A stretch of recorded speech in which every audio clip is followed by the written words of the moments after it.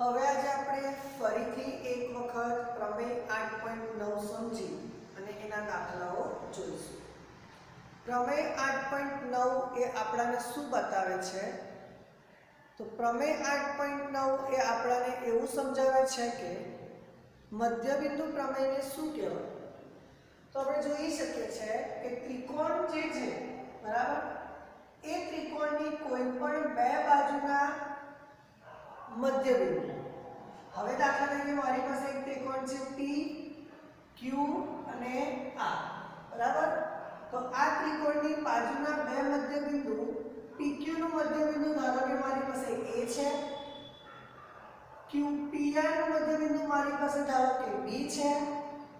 તો આ બે મધ્યબિંદુને જોડતો જે રેખાખંડ AB બને છે એ ત્રિકોણની ત્રીજી બાજુને કેવો છે?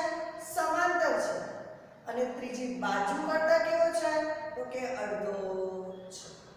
તો અહીંયા આ મધ્યબિંદુ પ્રમેયને મારે જો આકૃતિ સ્વરૂપે લખવું હોય તો હું કેવી રીતે લખી શકું? તો એવું લખી શકાય કે ત્રિકોણ PQR માં PQ નું મધ્યબિંદુ A અને PR નું મધ્યબિંદુ B છે, બરાબર. આપણે અત્યારે એ જ વસ્તુ શીખ્યા કે PQ નું મધ્યબિંદુ A અને PR નું મધ્યબિંદુ B છે તથા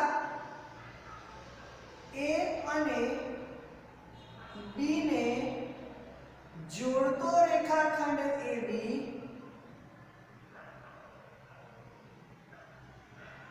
એ PQ PR, તો એની સામેની બાજુ કઈ છે? તો કે રેખાખંડ QR ને કેવો છે? તો કે સમાંતર છે. તો લખી શકાય. સો ધેરફોર AB સમાંતર શું થઈ જશે? QR થાય.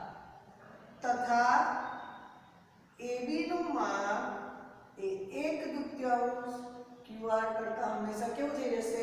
તો કે અડધું થશે.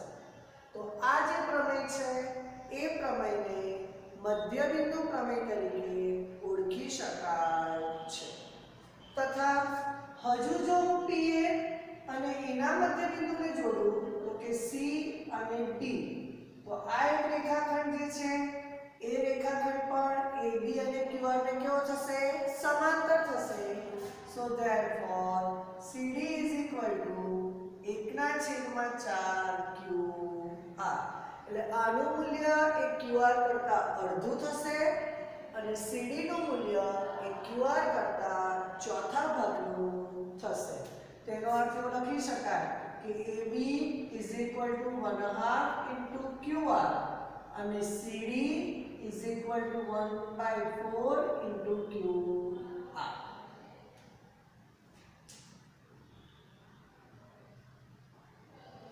હવે આપણે મધ્યબિંદુ પ્રમેય પરથી એક દાખલો ગણીશું. ત્રિકોણ ABC માં તો જોઈએ પહેલા આપણે ત્રિકોણ ABC માં તો આપણી પાસે ત્રિકોણ છે A, આ છે ત્રિકોણ B અને આ છે ત્રિકોણ C. ત્રિકોણ ABC માં ત્રણ બાજુઓ AB, BC અને AC. તો AB નું મધ્યબિંદુ છે આપણી પાસે P, BC નું મધ્યબિંદુ છે આપણી પાસે Q અને AC નું મધ્યબિંદુ આપણી પાસે છે R. આગળ તમને એવું આપ્યું છે કે ત્રણ ત્રિકોણની ત્રણ બાજુઓ કે ત્રણ બાજુઓની અંદર એના મધ્યબિંદુને જોડીએ. તો હવે AB બરાબર તમારી પાસે જે છે એનું માપ છે 8 સેન્ટીમીટર, BC બરાબર તમારી પાસે છે 6.6 સેન્ટીમીટર અને CA બરાબર તમારી પાસે છે 5.4 સેન્ટીમીટર. તો હવે આપણે ત્રિકોણ PQR ની પરિમિતિ શોધવાની છે. તો હવે આપણે જોઈએ કે આ બાજુના મધ્યબિંદુને જોડી દઈએ, આ બાજુના મધ્યબિંદુને જોડી દઈએ અને આ બાજુના મધ્યબિંદુને જોડી દઈએ. તો અંદર આપણને શું બને? એક ત્રિકોણ બન્યો PQR અને આ જે ત્રિકોણ PQR જે છે બરાબર એની મારે પરિમિતિ શોધવાની છે બરાબર તો અહીં લખી શકાય અહીં ત્રિકોણ ABC માં A B નું મધ્ય બિંદુ P તથા BC નું મધ્ય બિંદુ Q અને AC નું મધ્ય બિંદુ R છે સો ધેરફોર પહેલા આપણે લઈએ PR તો PR એ કોને સમાંતર છે તો કે BC ને સમાંતર છે તો PR = 1/2 BC 1/2 ગુણ્યા 6.6 તો 3.3 તો જવાબ કેટલા આવશે 3.3 સેન્ટીમીટર તેવી જ રીતે હવે PQ એ કોને સમાંતર છે AC ને તો PQ બરાબર 1/2 ગુણ્યા AC તો 1/2 ગુણ્યા AC તો AC નું માપ કેટલું છે તમારી પાસે 5.4 તો અહીંયા આવશે 2.7 તો જવાબ આવશે 2.7 સેન્ટીમીટર તથા હવે રહ્યો QR બરાબર 1/2 ગુણ્યા AB તો 1/2 ગુણ્યા એની સામેનું માપ કેટલું છે આપણી પાસે 8 તો 4 દુ 8 તો 4 સેન્ટીમીટર તો PR નું માપ આપણને મળ્યું 3.3 સેન્ટીમીટર PQ નું માપ મળ્યું આપણને 2.7 સેન્ટીમીટર અને QR નું માપ મળ્યું આપણને 4 સેન્ટીમીટર સો ધેરફોર ત્રિકોણ PQR ની પરિમિતિ બરાબર PQ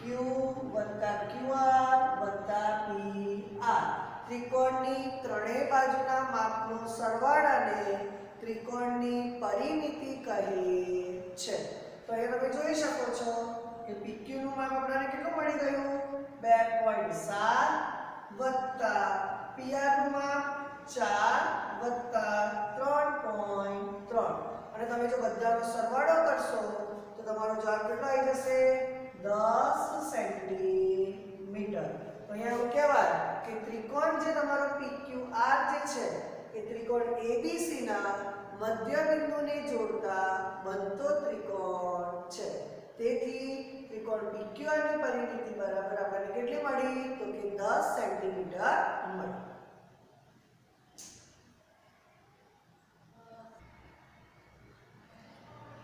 હવે આપણે પ્રેક્ટિસ વર્કનો સ્વાધ્યાય 8.2 તો પ્રેક્ટિસ વર્ક 8.2 એનો આપણે દાખલો જોઈશું છઠ્ઠો દાખલો જોઈશું કયો દાખલો જોઈશું આપણે એનો હવે છઠ્ઠો દાખલો ત્રિકોણ XYZ માં તો સૌથી પહેલા હું એક ટ્રાયેંગલ ડ્રો કરીશ આ ટ્રાયેંગલનું નામ આપીશ ટ્રાયેંગલ X ટ્રાયેંગલ Y અને Z ની અંદર તમને આપેલું છે XYZ તો XY નું મધ્ય બિંદુ છે આપણી પાસે A આનું મધ્ય બિંદુ છે આપણી પાસે B અને આનું મધ્ય બિંદુ છે આપણી પાસે C એટલે આ એક બીજો અંદર ટ્રાયેંગલ કયો બન્યો તો કે A B અને C બન્યો બરાબર હવે આગળ તમને આપી દીધું છે કે AB બરાબર 5.2 સેન્ટીમીટર BC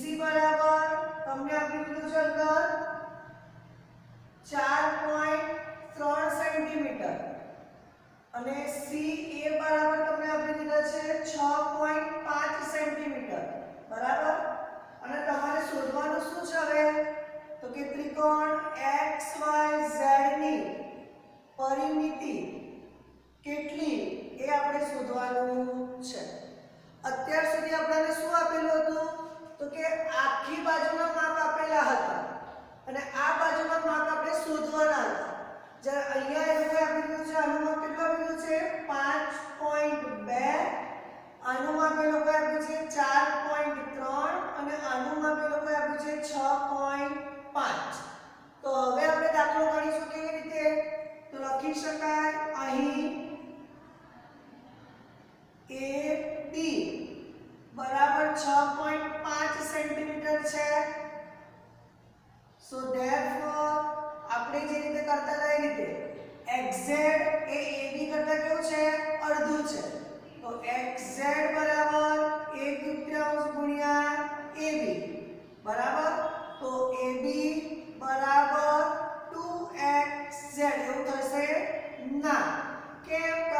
લખ્યું કેવું ઊંધું લખ્યું છે સૌથી પહેલા આપણે xyz ની પરિમિતિ શોધવાની તો કે ત્રિકોણ xyz ની પરિમિતિ બરાબર xy yz zx બરાબર તો લખી શકાય AB બરાબર 6.5 તો લખી શકાય કે અહીં સૌથી પહેલા આપણે શું લખવું પડશે xy એ આના કરતા બમણું તો પહેલા લખી શકાય BC બરાબર 1/2 xy સો xy બરાબર 2 ગુણ્યા BC તો 2 ગુણ્યા BC કેટલા છે 4.3 તો 8.6 સેન્ટીમીટર બરાબર કારણ કે આપણે xy પહેલા શોધવો હોય તો xy આખો એ BC કરતા કેવો છે બમણો છે તો xy બરાબર 2 ગુણ્યા BC સેમ એ જ રીતે હવે આપણે લેવાનું છે yz AC કરતા કેવો છે બમણો છે સો ધેરફોર AC બરાબર 1/2 ગુણ્યા yz સો yz બરાબર 2 ગુણ્યા AC તો 2 ગુણ્યા 6.5 તો આનો જવાબ આવશે કેટલો તો કે 13 સેન્ટીમીટર હવે આપણી પાસે રહી ગયો કયો AB તો AB બરાબર કોને સમાંતર છે xz તો હવે AB બરાબર 1/2 ગુણ્યા xz સો xz બરાબર 2 ગુણ્યા AB તો 2 ગુણ્યા 5.2 તો જવાબ આવશે 10.4 સેન્ટીમીટર પેલું માપ કેવું હતું અડધું હતું અહીંયા પરથી લખી દેવાનું બરાબર એટલે આપણને ખબર પડે સો ધેરફોર ત્રિકોણ xyz ની પરિમિતિ બરાબર xy yz zx xy આપણને મળ્યા 8.6 સેન્ટીમીટર yz આપણને મળ્યા 13 સેન્ટીમીટર અને આ મળ્યા આપણને 10.4 સેન્ટીમીટર એટલે 0.10 23 ને 8 કેટલા થશે 31 ને 32 તો જવાબ તમારો કેટલો આવશે 32 સેન્ટીમીટર અહીંયા આ જે માપ મળ્યા એ માપનો આપણે શું કરવો પડે તો કે સરવાળો કરવો પડે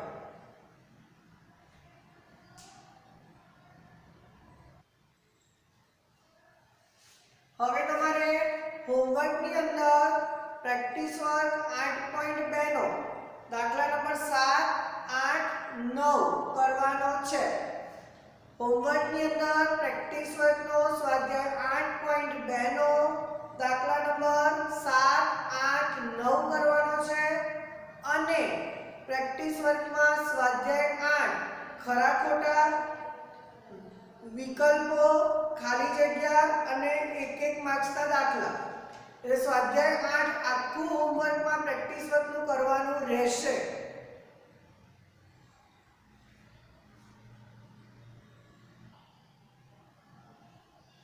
હવે આપણે કેટલાક ચતુષ્કોણ માટેના મધ્યબિંદુ માટેના જે વિધાનો છે એ હવે આપણે અહીંયા સમજીશું તો તમને લોકોને પહેલું વિધાન એવું આપ્યું છે કે ચતુષ્કોણની બાજુના મધ્યબિંદુને તો લખી શકાય પહેલું કે ચતુષ્કોણની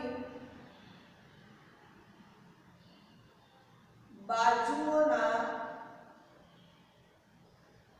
મધ્યબિંદુઓને જોડતા બનતો ચતુષ્કોણ એ સમાંતર બાજુ ચતુષ્કોણ છે એ કયો ચતુષ્કોણ છે તો કે સમાંતર બાજુ ચતુષ્કોણ છે આપણે કોઈ પણ એક ચતુષ્કોણ લઈએ અને એ ચતુષ્કોણની બાજુના જો મધ્યબિંદુને જોડીશું તો બાજુના મધ્યબિંદુને જોડતા બનતો જે ચતુષ્કોણ છે એ કયો ચતુષ્કોણ છે તો કે સમાંતર બાજુ ચતુષ્કોણ છે તો અહીંયા હું એવું કહી શકું કે મારી પાસે કોઈ પણ એક ચતુષ્કોણ લઈ લઈએ આવો કોઈ એક ચતુષ્કોણ છે બરાબર. હવે આ ચતુષ્કોણની બાજુના મધ્ય બિંદુને મેં જોડું તો આનું મધ્ય બિંદુ થઈ ગયું આ, આનું મધ્ય બિંદુ થઈ ગયું આ, આનું મધ્ય બિંદુ થયું આ અને આનું મધ્ય બિંદુ થયું આ. તો આ મધ્ય બિંદુને આપણે અહીંયાથી આ રીતે જોડીએ, આને આપણે આ રીતે જોડીએ, આને આપણે આ રીતે જોડીએ અને આને આપણે આ રીતે જોડીએ તો લખી શકાય P Q R અને S ના મધ્ય બિંદુ થઈ ગયા A B C અને D. તો જોડતા આ જે બનતો જે ચતુષ્કોણ છે એ ચતુષ્કોણ કયો બને છે તો કે સમાંતર બાજુ ચતુષ્કોણ બને છે. કયો ચતુષ્કોણ બનશે? સમાંતર બાજુ ચતુષ્કોણ. કેમ સમાંતર બાજુ ચતુષ્કોણ બનશે?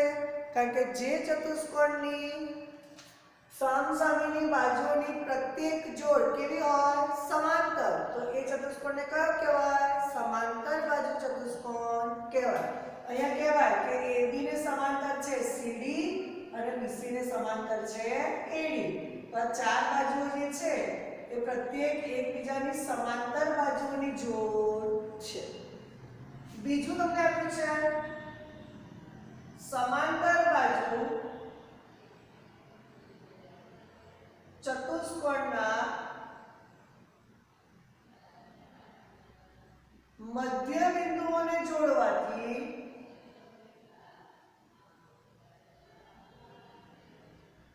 બિંદુઓને જોડતા બનતો ચતુષ્કોણ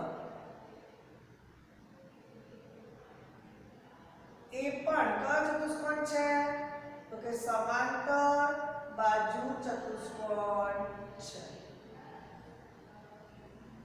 હવે જો કે એક ચતુષ્કોણ મારી પાસે સમાંતર બાજુ ચતુષ્કોણ થઈ ગયો તો કે હા, આનું નામ આપી દઉં છું A B C અને D. હવે હું આના મધ્ય બિંદુને જોડું તો તમે જોઈ શકો છો કે આ જે ચતુષ્કોણ બન્યો એ પણ કેવો ચતુષ્કોણ બન્યો તો કે સમાંતર બાજુ ચતુષ્કોણ બન્યો. તો સમાંતર બાજુ ચતુષ્કોણના મધ્ય બિંદુને આપણે જોડીએ તો બનતો ચતુષ્કોણ કયો છે તો કે સમાંતર બાજુ ચતુષ્કોણ છે. નંબર 3 ચોરસના મધ્ય બિંદુને જોડતા ચોરસના મધ્ય બિંદુઓને જોડતા બનતો ચતુષ્કોણ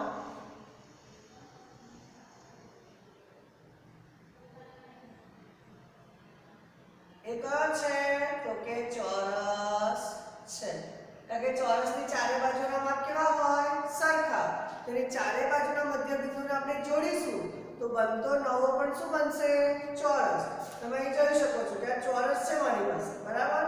તો આ ચોરસનો મધ્ય બિંદુને જોડીશ તો અંદર નવો આકાર પણ કયો બનશે તો કે ચોરસ બનશે. તો P Q R S આ જે તમારો બન્યો એ તમારો એક નવો ચોરસ જ બને છે. તો ચોરસના મધ્ય બિંદુને જોડતા બનતો ચતુષ્કોણ એ ચોરસ છે.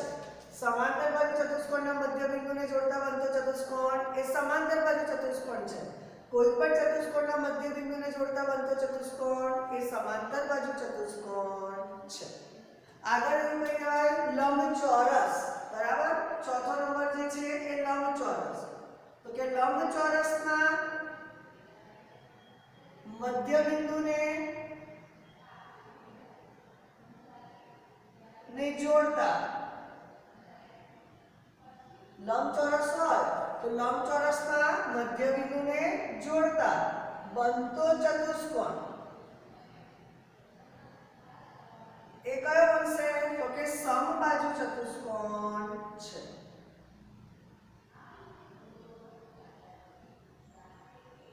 તો આપણે જો લંબચોરસની બાજુના મધ્ય બિંદુને જોડીશું જેમ કે હું લખું આની આકૃતિ ઉપર દોરું છું.